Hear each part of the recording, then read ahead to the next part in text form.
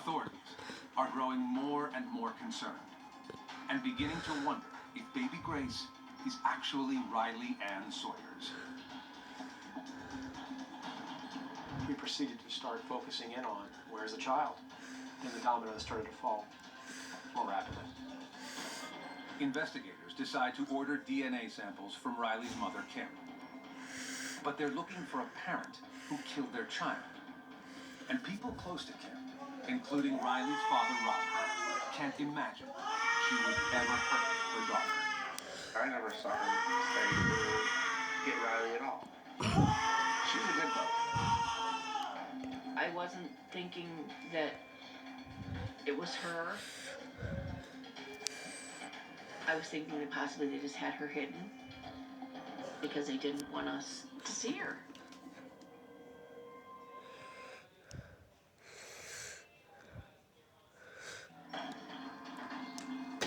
Authorities are growing more and more concerned and beginning to wonder if baby Grace is actually Riley Ann Sawyers. We proceeded to start focusing in on where's the child, and the dominoes started to fall more rapidly.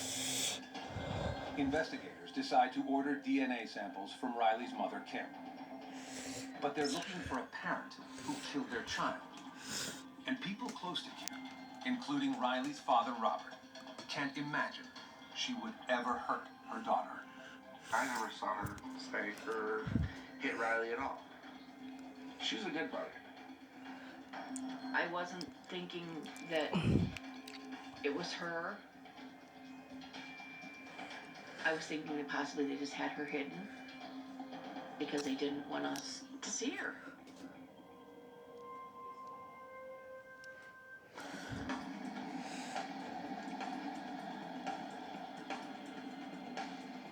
Galveston, Texas.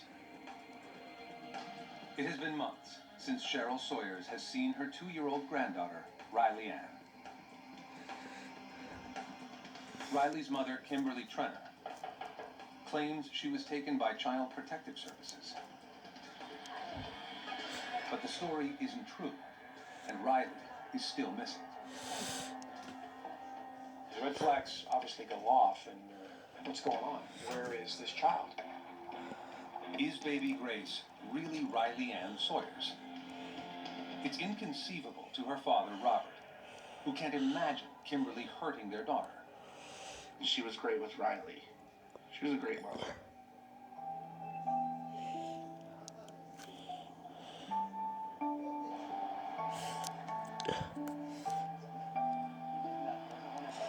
Robert Sawyers was a high school student when he first met Kimberly in 2004.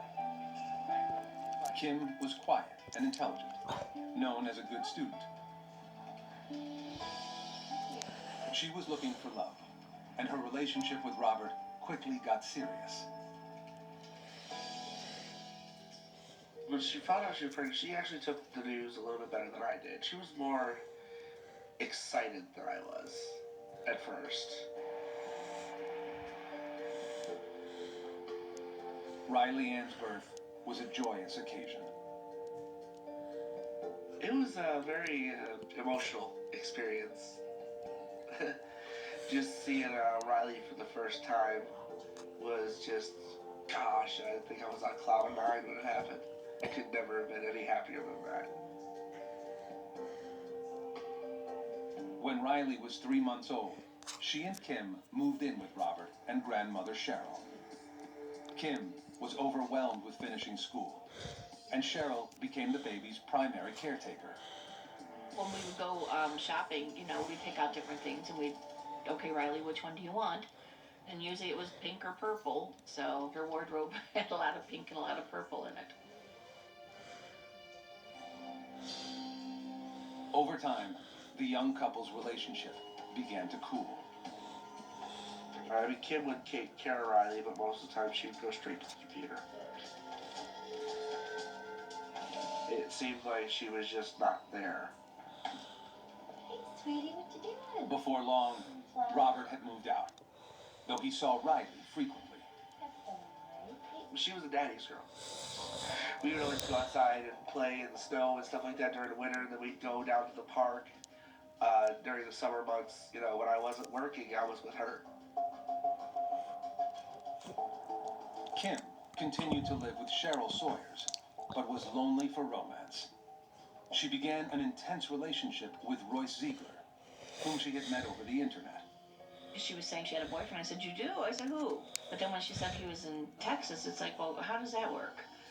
How do you have a relationship with somebody who lives, 1,500 miles away?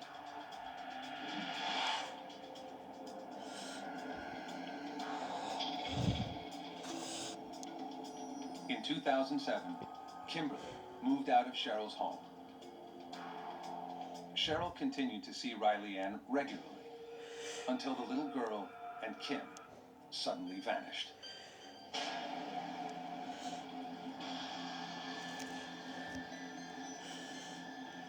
I didn't know where they were, how my granddaughter was. That was upsetting. After having her there every day for, 2 years, all of a sudden, she's not there anymore. Cheryl later learned that Kim had moved with Riley to Texas without telling a soul.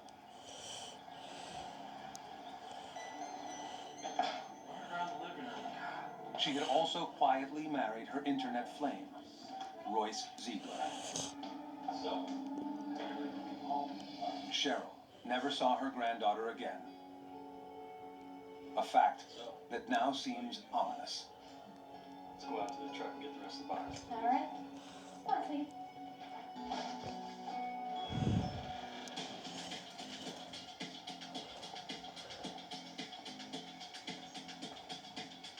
4 weeks after the body of baby Grace was found, Sergeant Barry and Lieutenant Hanson are called into the station to meet with Kimberly and her attorney. They need a DNA sample from her and are expecting to get only a cheek swab. But Kimberly starts talking and gives them much more. Riley is baby Grace. Riley is baby Grace. I'm positive. Show me. Kim begins to explain what happened to Riley Ann. A horrifying tale, she says, begins with her husband, Royce Ziegler. Riley, what is up with all that racket in there?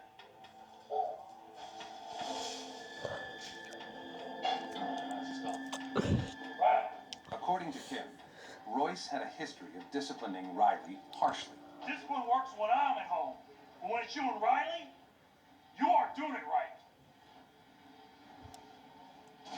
She says that on July 25th, Royce had grown tired of what he viewed as the 2-year-old's misbehavior. He decided to stay home from work. He really wanted to stay home and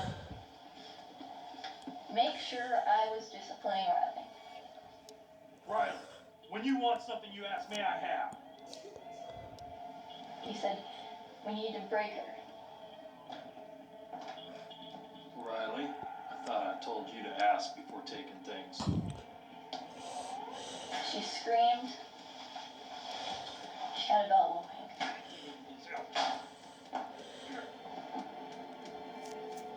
She got her head shoved into a pillow. As the day went on, Kim claims she participated in the abuse in order to please her husband.